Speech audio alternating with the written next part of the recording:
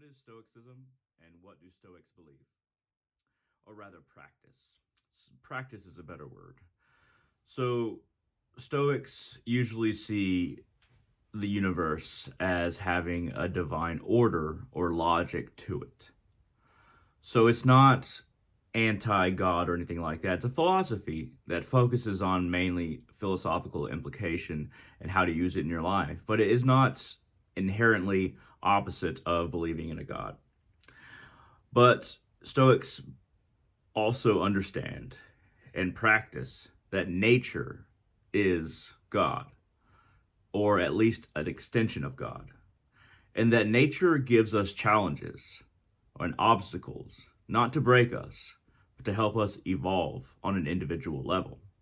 A Stoic will find an obstacle and he will either look at his own weakness, not being able to overcome the obstacle, or he will look at the obstacle and say, obviously, I'm supposed to either go around this or go down another path, not necessarily being flummoxed or frustrated at the obstacle. Our reaction to the world is what we can control. Our reaction to people is what we can control, not what everything does. So, a Stoic, their ultimate understanding and endeavor is trying to live a happy and efficient life. And what does that mean? A Stoic idea of happiness is not a responding with extreme emotion or even many different kinds of emotion, any negative emotion to something that happens. But even when you respond to something that makes you feel happy in a happy way, understand that that is not security. That is not comfort because it often lags and moves on very quickly. And observing nature, mankind, and everything that experiences happiness for a moment, we can lessen our jubilation, but keep it content. And if we encounter something that is painful, something that brings anger to us, then it is also that same evenness that other people experience this. This is something that's just not me going through this. Everyone does. How can I control my reaction so that I don't cause myself more pain? And for a Stoic, when it comes to causing oneself, reacting in the right way, the idea is that not even right. It's not about good or evil, but the most effective way. You'll actually have an effect on the world around you. The only person that you can conquer is that which is within yourself, not other people. So if you can control your reactions and not respond with extreme emotion to either something that would cause you extreme jubilation or something that would cause you extreme pain, that is the contentment of a Stoic. I'll give some examples. So, what's interesting about Stoics is that the world is both very self-contained in how they react, but also very observant. There's some overlap with Buddhism, that craving and aversion to things that are outside of ourselves is uh, an inhibition and an obstacle for your any kind of emotion that you feel. So any kind of emotion that you feel, if outside temptations or aversions control that, basically you choose to allow them to conjure anger in you, conjure passion in you, what have you, then you're giving your own will and really creating yourself to, into a slave. You're giving everything external the power to control you within, and you're enslaving yourself to reacting the same way again and again that causes you pain, whether it be jubilation or whether it be sorrow. Maybe if I give some examples, it would help. So, Seneca, writing to, he's a Roman Stoic, writing to a friend, a woman. He was writing to her about the death of her son. And he was saying, if your son was a good guy, then he would not want to see you keep on grieving like this.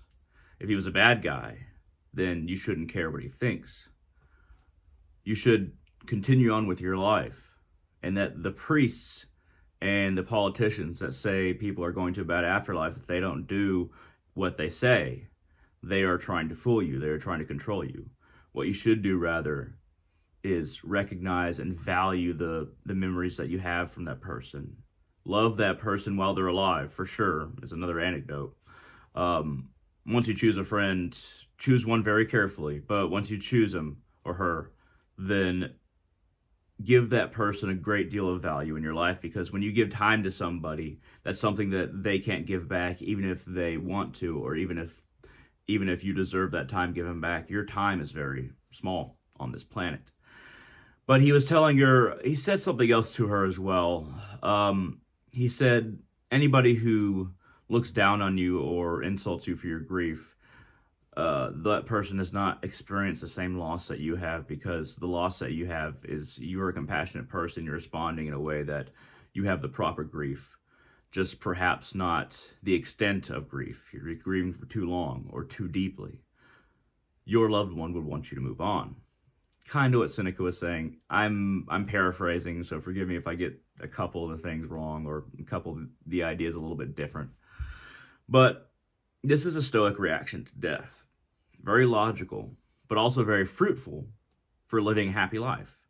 So it's a combination of trying to figure out how to experience and live life in a way that actually produces happiness and your ability to see things clearly, to understand things clearly. And at the same time, understanding that you cannot change what is external to yourself, and that you're going to get obstacle after obstacle. It's going to be thrown at you. Can't control that. What you can control is your reaction. A Stoic has various practices, in order to train ourselves for enduring various things, even heat and cold within our lives. A Stoic will often take a really cold shower. And then after that shower, he'll have a greater appreciation for the running hot water that he has. But also, it'll be easier to take a cold shower in the future if he has to. And it's all about training yourself in little bits and pieces. Perhaps not giving in to your desire to eat this or that. A lot of Stoics are vegetarian. I'm vegetarian, but I wouldn't consider myself a Stoic, but I am vegetarian.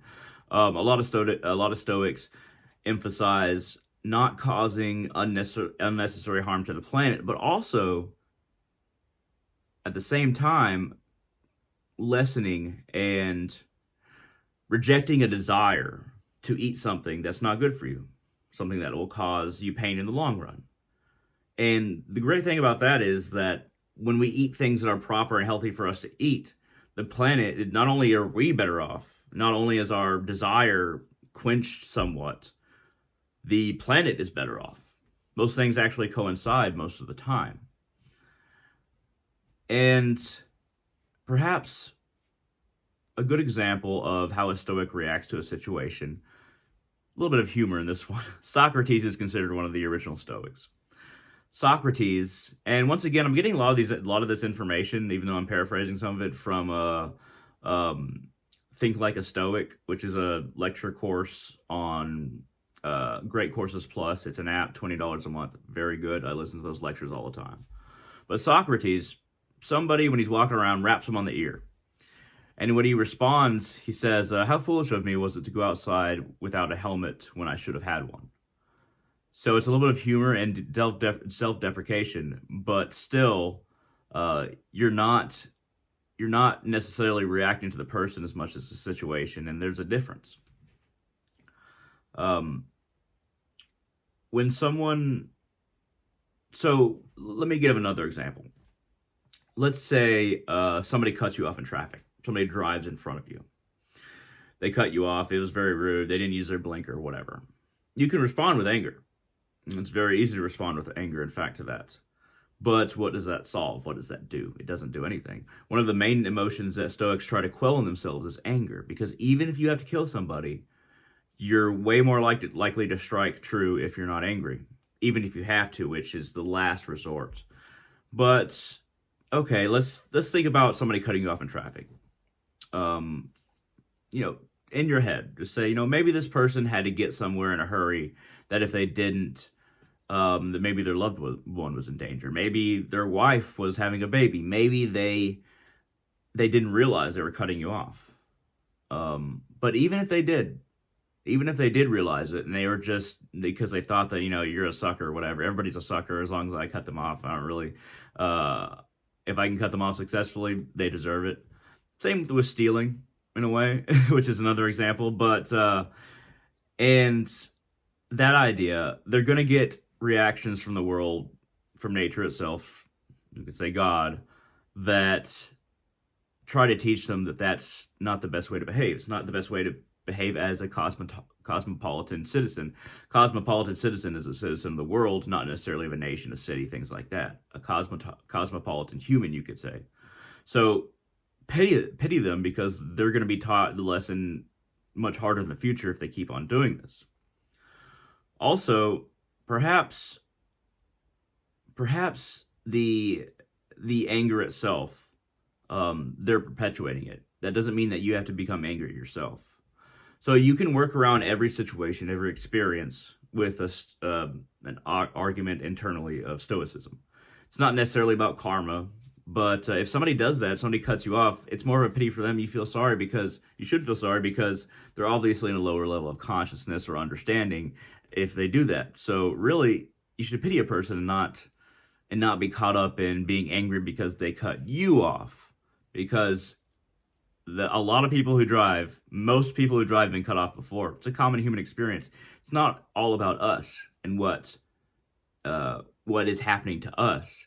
It's about understanding how we can react, trying to understand the individual that we could react to, and the situation in the world as it is. Same with working hard. You know, when you're working hard, you're like, oh, this has been a long day. Just think, how many people have it worse off? How many people work way harder for much less?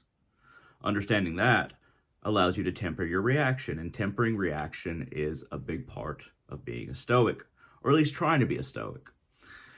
Another thing that helps you with Stoicism is you have a Stoic journal that you write in every day. At the end of your day, you say, I could have done this better. I could have resisted this. I could have not responded with anger in this way. And I could have, and I'm making plans to do this or that in the future. How could you improve your day and yourself and how you play the day through when you think about it? And then you put all this before the higher self, within yourself. You can call it a piece of God, you can call it a soul, you can call it a daemon, you can call it a spirit, or maybe just a higher self. And you come before your higher self and say, here's what my day was like. Here's what I could have done better. Here's what I didn't do better. And perhaps here's what I've actually pulled off pretty well.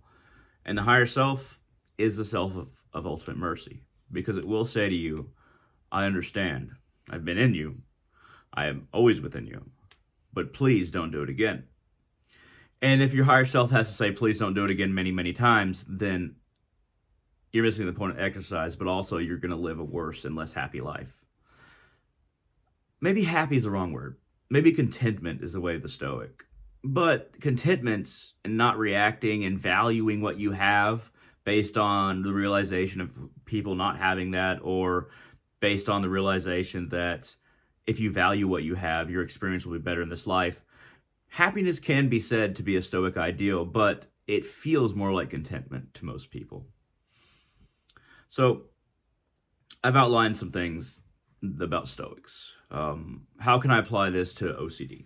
So I have OCD very badly, but most people do not realize that, nor is it very obvious, except for a couple people maybe that I know. I have this thing about sanitizing my desk, rubbing alcohol on my desk and wiping it with paper towels. Now, there's a lot of little things like that I do that with. I always make sure faucets are off way more than I should. I close bathroom and doors loudly to make sure that it echoes so I know that I closed it. I adjust things, and it becomes a little bit like an addiction. And trust me, I've had addictions. And after I check things, I'm like, okay, this is exactly how I want it. This is exactly how I want it to be. I get this little bit of, I guess you can say a little bit of a pleasure surge. Like, no, this is okay. Now I feel a little bit better. But really, what that feeds into is I might get a little bit of a happy surge when I make sure something is just right. But it always follows that I'll have to check more things. And if I don't quell the obsession of checking things or wiping my desk with sanitizer, I'm creating a precedent. I'm creating a seed that will blossom into more and more poisonous fruits of me having to check things and me having to clean things more and more. Once again, checking things and cleaning things not bad on the surface, but if you do it multiple times, then it's taking up your attention, it's taking up your consciousness, it's taking up your life. So once is appropriate, 7 times is not. And I kind of play this game with myself. So I will tell myself I did good if I had this desire to check something and I didn't. Or I had this desire to wipe a little tiny piece of my desk with rubbing alcohol that perhaps I thought I didn't get. Um, it's a points game. Sometimes you should reward yourself or keep it mentally in mind or even on a sheet of paper how many times you wanted to check something, but you didn't. You said, I've obviously checked it enough. Once is enough. And what you have to tell yourself is, if I, what you have to tell yourself is, it's better, or at least what I tell myself, it's better to remain remain with some level of integrity and not check something than if it turns out that I should have checked something. Because if I check it once, I'm not likely to. It's never, the faucet has never been on after I checked it once. Neither has my desk been dirty, nor has a door been open. So, based on past evidence and facts, I shouldn't check something again because I never needed to. So if I indulge my obsession, then I'm just making sure that it's going to be a little bit harder next time to check something. It can get so bad. Let's just use an example. Sometimes I will feel the urge after wiping down my whole desk with sanitizer and a paper towel. Sometimes I'll get the urge so strong to wipe it down again, and I fight this urge. I'm giving this example, but this can apply to a lot of things. That's why I'm giving you this minor example that would be minor to most people. But trust me, there's bigger ones that I've failed in, and there's bigger ones that we all fail in. But sometimes I'm like, I want to wipe down that piece of my desk with sanitizer again, and I actively fight it. Like, no, it's fine. You already did. There's no reason to do it again. Sometimes the urge will be so overpowering that it'll just burn in my brain like I want to do it, I want to do it, I want to do it, and I will resist it. And I'm not resisting it because just if my life will be ruined if I don't wipe that piece of my desk again. I'm I'm controlling myself because it little things like that can get out of hand, but also other addictions and other other things that I want to satisfy will be that much harder to resist if I can't resist the little things. If I can resist the little things, they'll build up to bigger resistances. It's like every day that you live, imagine digging a trench. And the deeper you go, the more satisfaction you gain, or the negative emotion that you entertain, even negative thoughts. You're digging every day, dig some of the trench, and then sometime, and if you keep on digging deeper and deeper as you're moving forward, it gets harder and harder to hop out of that trench. And if day after day you dig deeper and deeper in a row, it's going to be damn near impossible if you go too deep. But you can always turn around and get out and start everything over, start really examining your life in a way that you really just start over mentally. Or you can do it every day, and then you don't have to start out from square one, and stop digging that ditch. Very simple idea, very hard to do when we apply it to drugs, alcohol, sex, egotism. It's not about just substances or external things. Egotism, hatred, anger, pride. These can also be digging a ditch. And if we keep on digging that ditch, we can't. It's going to be very hard to get out. So do yourself a favor to your future self. Do yourself a solid for who you will become and face things right now. That's the idea of the Stoics. And with the Stoicism, a lot of the Stoics realize they're only going to be that person once. I'm only going to be Hunter Salazar once. How is this Hunter Salazar? How am I going to value this life? How am I going to make this life something that benefited myself? and in proxy, other people as well. And, I believe in reincarnation in the soul. But even if I didn't, even if I believed I was just gone after this one life, experiencing life is so much better when you're able to control your reactions and make true decisions instead of being forced into certain habitual natures. At any rate, this has been a video about Stoicism and my OCD. I hope that this was interesting. If you have any questions, comments, concerns, shoot them down in the comment section below on YouTube. But thank you very much for watching, and I'll see all of you on the channel in the future.